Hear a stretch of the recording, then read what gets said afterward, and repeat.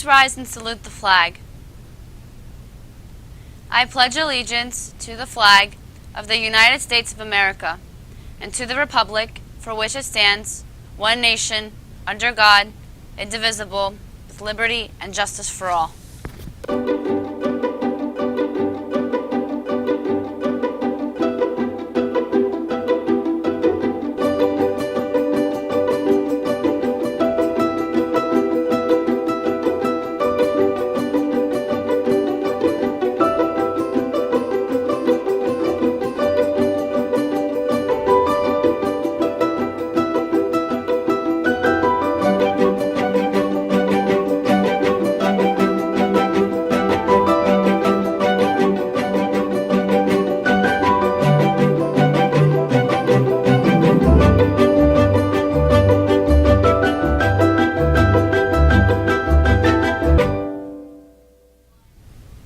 Good morning and welcome to RPtv. Today is Tuesday, April 19th, 2022. An unusually large number of people in Colonia, New Jersey have been stricken with brain cancer, and the community is looking for help and answers from state and local officials. Julian has that report.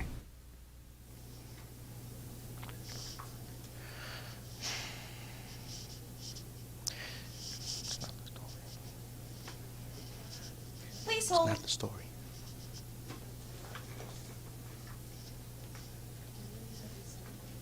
Further down, further down, further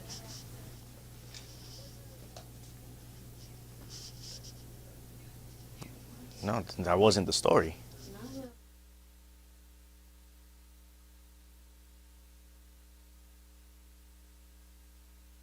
Florida. No, it wasn't.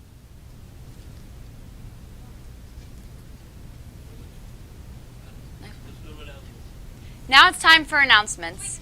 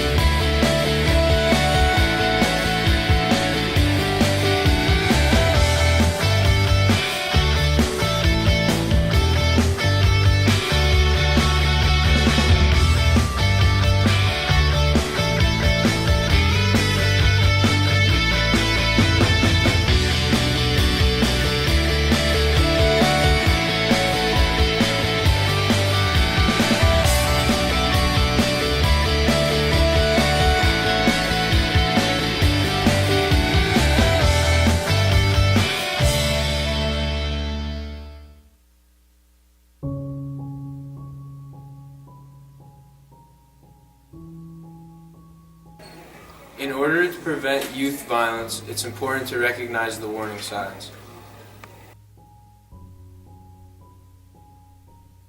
What could you do if your friend displays a lack of coping or conflict resolution skills?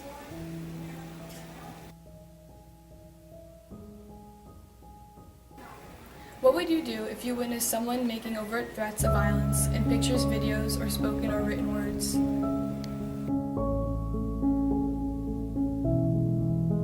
What would you think if someone you know had appeared with dramatic changes in physical appearance?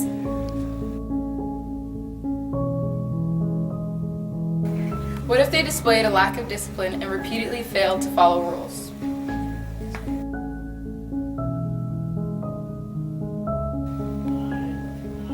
Have you noticed someone using intimidation or bullying behaviors?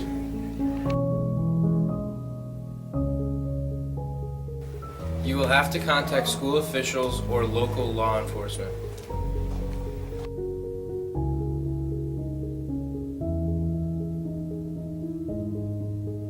We've corrected our mistake, and now we will go to Julian on a recent decision made by a federal judge.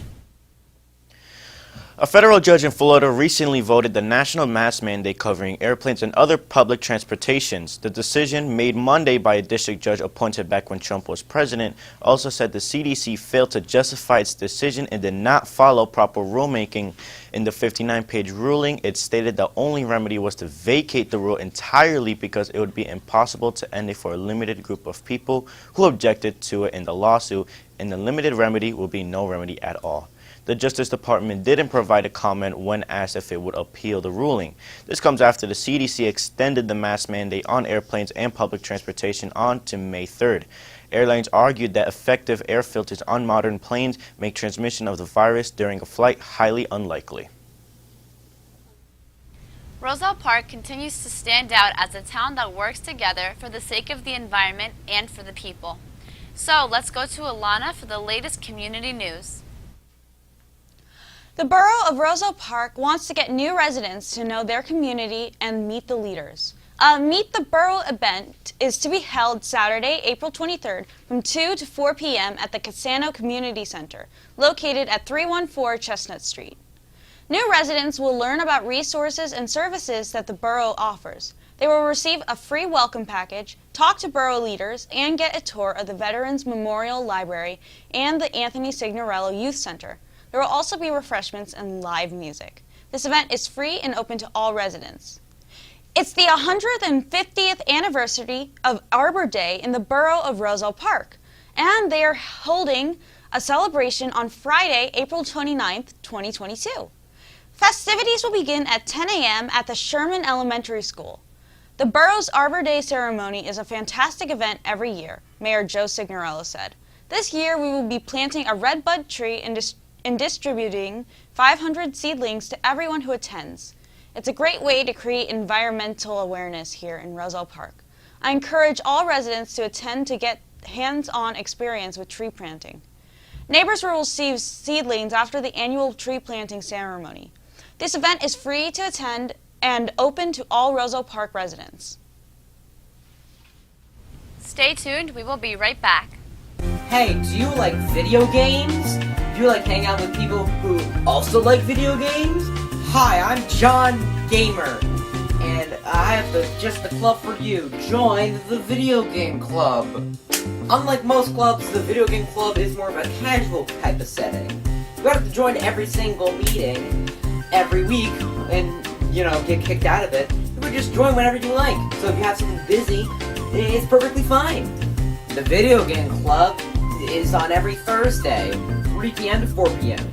We have a Nintendo Switch, but you can feel free to bring your own games and consoles.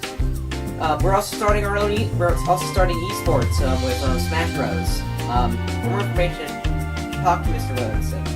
Our next story may be good news for many of you. Big changes are coming to Taco Bell. That's right, a fan favorite is returning to the menu. Julian has the details. Taco Bell announced it will be bringing back the Mexican pizza next month, about 18 months after removing it in an attempt to revamp the menu. Since late 2020, customers have been pushing to get the fan favorite back on the menu. One Change.org petition has nearly 200,000 signatures for the dish's return. Mexican pizza has a long history with the brand, and I'm glad we could give fans what they crave and bring our classic Mexican pizza back home where it belongs, Taco Bell CEO Mark King said in a statement. The item will be back on the menu starting May 19th, but loyalty customers will be able to order the Mexican pizza 2 days ahead of schedule using the Taco Bell app. That's it for us today. Thanks for watching RPtv. Have a great day and stay tuned for CNN 10.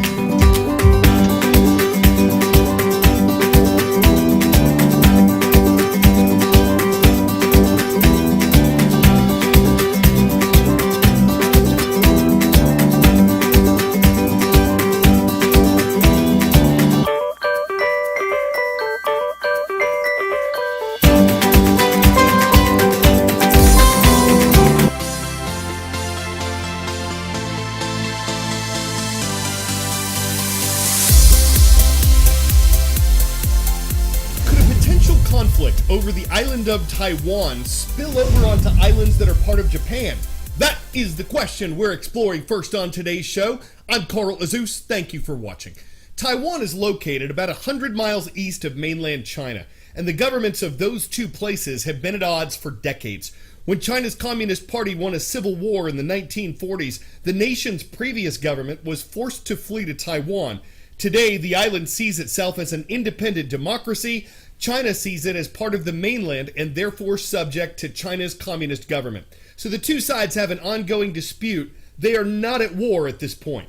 But after Russia invaded Ukraine on February 24th, some experts have said China might be considering a similar operation in Taiwan.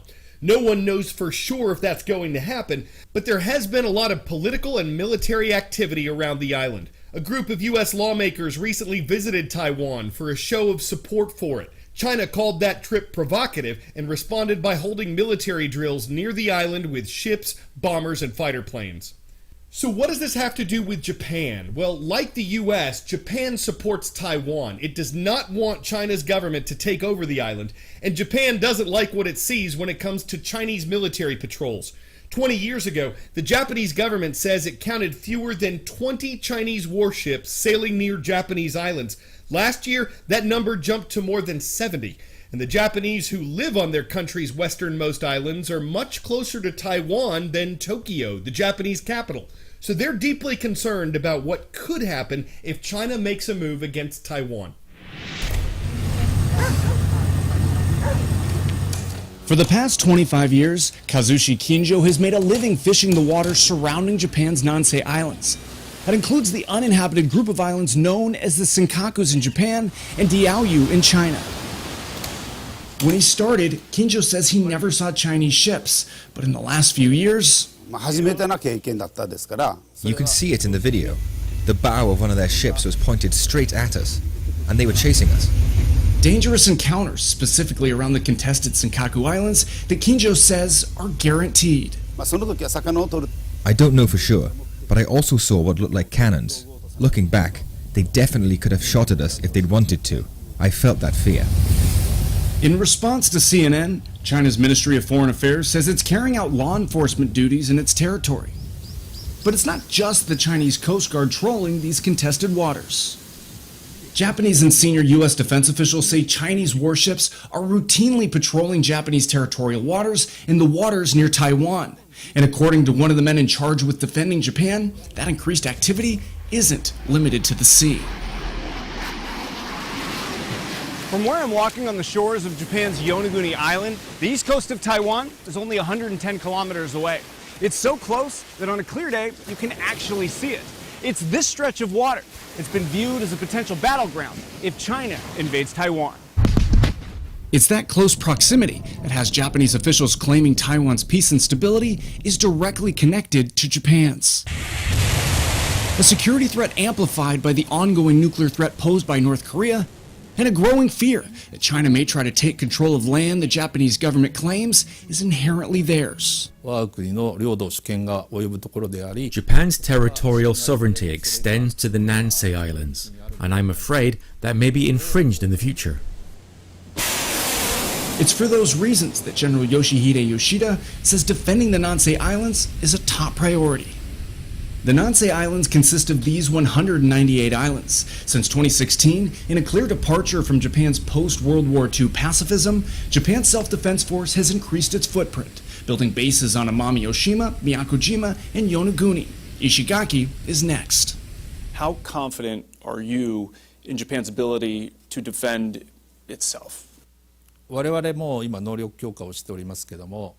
are enhancing our capabilities, but our competitors are also enhancing their capabilities at an extremely fast pace. It will be very difficult to maintain our deterrence and response capabilities unless we further increase our military capacity. Back on Yonaguni, the Russian invasion of Ukraine is sparking fears that China could be emboldened to act off Japan's shores. The people are terrified of the situation that's happening. I think that the Senkaku issue and the Taiwan contingency are similar to the Ukrainian issue. I have a strong sense of crisis, that this island will eventually cease to be Japan. But in the face of geopolitical concerns well out of his control, Kinjo and his crew do what they know. They prepare for another day at sea. Blake Essig, CNN, Yonaguni, Japan. 10-second trivia. Which of these airlines was founded first? Southwest, Spirit, Frontier, or JetBlue? Dating back to 1967, Southwest is by far the oldest airline on this list. As demand for airline travel increases this summer, along with ticket prices, one challenge airlines are facing is pilot fatigue. An Airline Pilots Association says that's the #1 safety threat for Southwest Airlines, but that's not the only company whose employees say they're exhausted. Airline travel hasn't completely recovered from the COVID pandemic, but it's getting there. U.S. government data shows that this month there were about 90% of the travelers there were in 2019. But there's an ongoing shortage of pilots. Thousands of them retired during the pandemic. Others have complained of not enough pay, long and expensive training, being put on leave without pay, and COVID vaccine requirements. The federal government has rules about how much airline pilots can fly. Those are set at 30 hours max in the air each week and at least 9 hours of rest in between shifts. But pilots say changes because of weather, delays, and other issues are taking their toll. It is the latest challenge to your next trip. Understaffed airlines and overworked flight crews causing carriers to cancel flights. After hundreds of cancellations last weekend, JetBlue announced it is cutting 8 to 10% of its summer schedule, citing a challenging staffing situation. The latest numbers show that airlines are still shy more than 30,000 workers compared to before the pandemic. There's a lot of burnout, and especially among some work groups, I'm hearing from folks saying, I just can't take it anymore. Crew shortages are hitting airlines large and small. Alaska Airlines is canceling 2% of its flights through June. Delta pilots say they are being pushed to the limit on a regular basis. Longer days with shorter nights at home, shorter layovers, and our pilots are tired and fatigued. Pilot reports of fatigue spiked at Southwest Airlines last month. Their union says the company is struggling to retain its newest hires. This is going to be a critical issue every month and every year that we move forward. Help comes in the form of sky-high hiring goals. Delta wants to hire 200 new pilots each month. JetBlue has already hired 3,000 new crew this year alone. United Airlines came up with a different solution, opening up its own flight school. A first for any major airline in the United States. The pilot shortage is real. We can hire pilots at United Airlines, but the regional airlines and smaller airlines have a real pilot shortage and are having real challenges.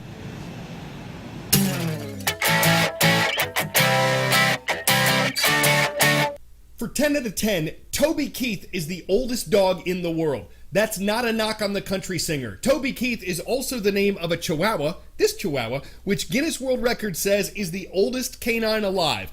He was adopted from a shelter a few months after he was born on January 9th, 2001, which means Toby Keith recently celebrated his 21st birthday, and he's said to be in good health, though he spends a lot of time sleeping. When that dog growls at the door, you better let the old man in. He's probably thinking, how do you like me now? Every dog has its day. I'm unleashed and I want to talk about me. Don't pull my chain. I was made in America longer ago than any other, and I never thought I should have been a cowboy. I'm Carl Azus. Today's shout out goes out to Mansalona High School. It is great to see you watching from Mansalona, Michigan. Our YouTube channel at youtube.com/CNN10 is the only place we look for shout out.